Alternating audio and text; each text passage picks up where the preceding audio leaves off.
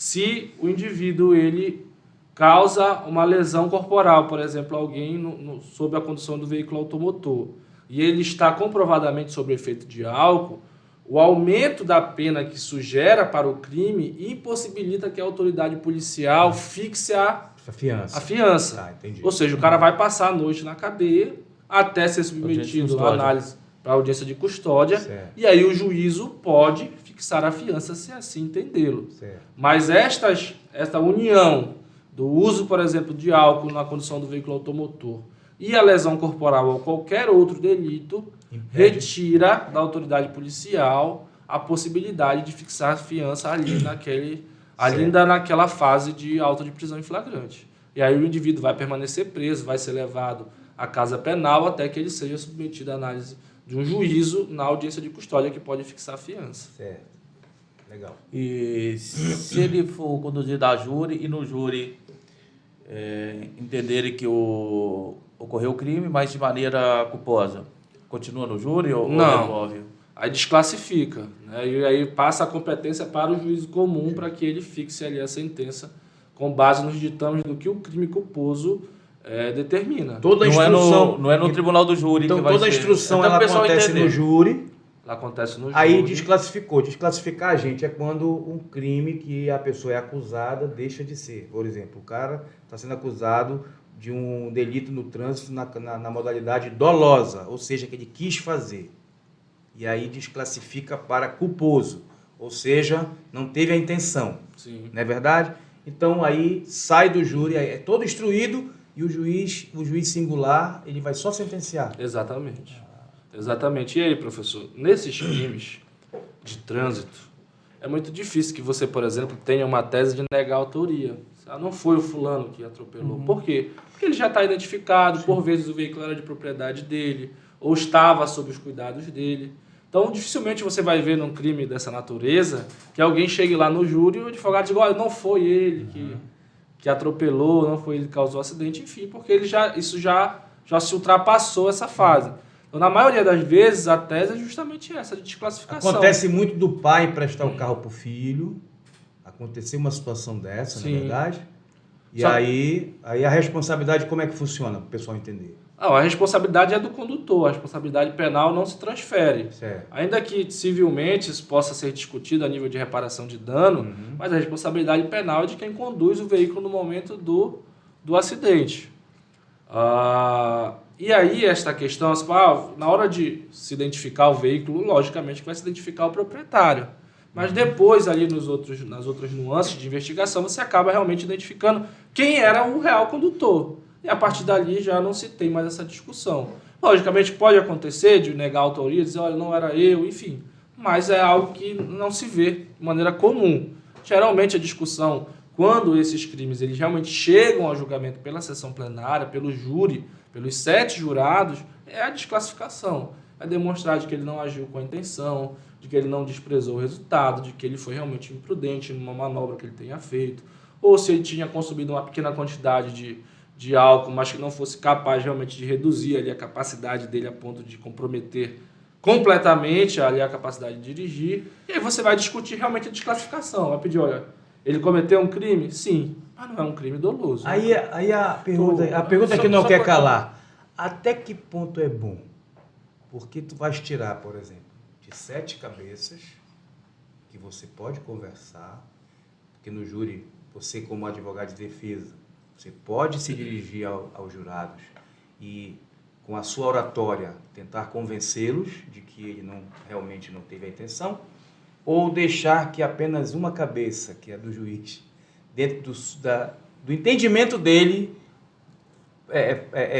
realize esse julgamento. Na tua opinião.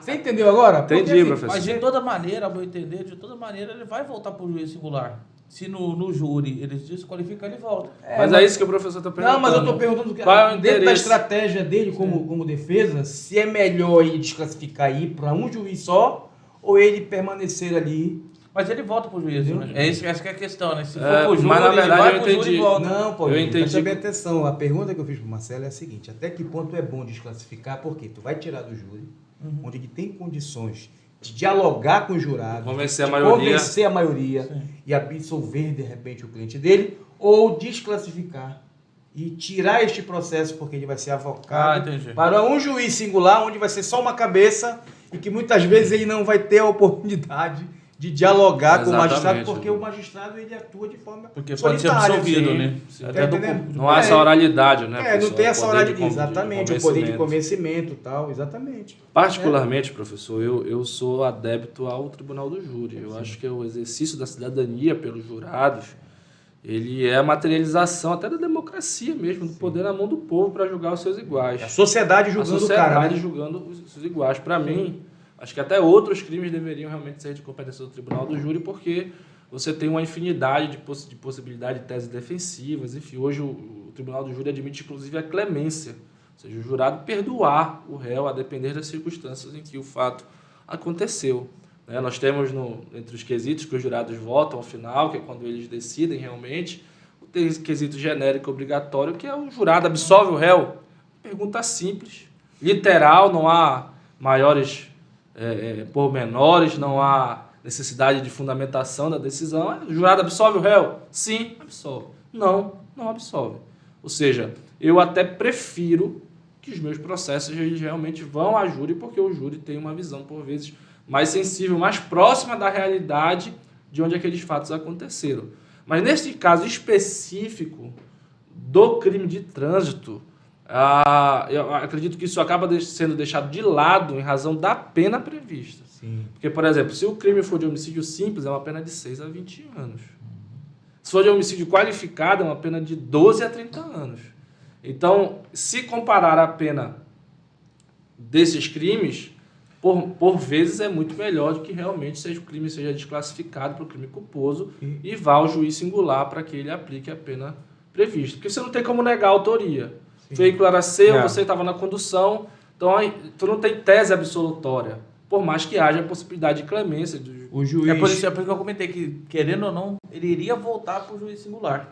Mas neste caso, eu acho que o que vale a pena, se a gente for assim, nomear isso, é a pena prevista. O juiz condenando, por exemplo, numa situação dessa, o regime ele começa fechado ou ele pode, por exemplo, aplicar medidas...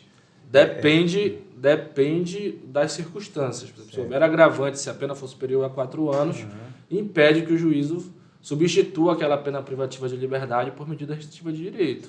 Mas como o crime culposo, ele não há o dolo, há essa possibilidade do juiz pegar, se a pena for menor de 4, ele então substituir essa pena privativa de liberdade por medida restritiva de direito. Mas se elas alcançar esse patamar, alçar acima desse patamar... Quais seriam, por exemplo, para o pessoal entender, quais seriam, assim, dá um exemplo aí de uma pena restritiva de direito. O cara não vai preso, ele não vai para uma penitenciária, ele não vai cumprir lá. Aí o juiz, não, olha, em vez de você ir para a penitenciária, você vai fazer o quê?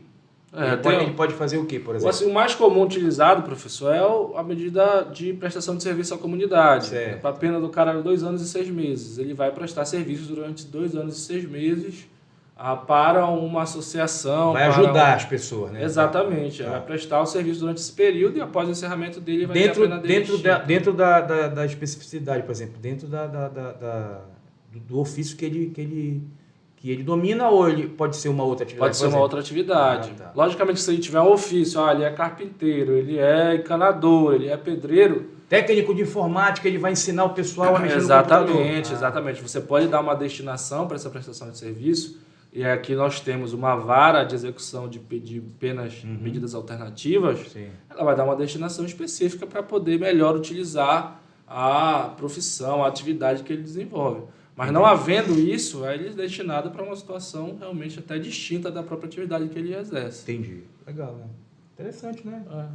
É bem complexo, né? Também, mas é melhor do que o cara ficar encarcerado, né? Sim, do que ele estar preso. Aí quer dar um cachego pro cara, manda ele ajudar o pessoalzinho lá da Colônia do Prata, né? Que ele vai ter que ir lá passando Castanhal durante 2 anos, porque as despesas é toda por conta dele, né? Toda por conta dele, mas aí é uma fixação, por exemplo, de dias, por 2 vezes na semana, 3 vezes na semana. Sim, lógico. A depender da rotina da pessoa em si, às vezes até unifica, tem que prestar durante 3 Também horas diárias. Também o juiz tem a sensibilidade de não dificultar tanto, Sim, né? sim, Por até- exemplo, o cara, o apenado, vamos dizer, o condenado, ele mora em Belém, vai mandar o cara lá para Santa Maria, que fica quase 80, 90 quilômetros de Sim. Belém, para o cara 2 vezes na semana ir lá. Se bem que seria uma obra de caridade, vamos dizer, se Sim. ajudar lá os Mas os aí, leprosos. por vezes, inviabilizaria o cumprimento, o né? cumprimento da pena e aí não teria... Acabaria não atingindo a finalidade. Sim, sim.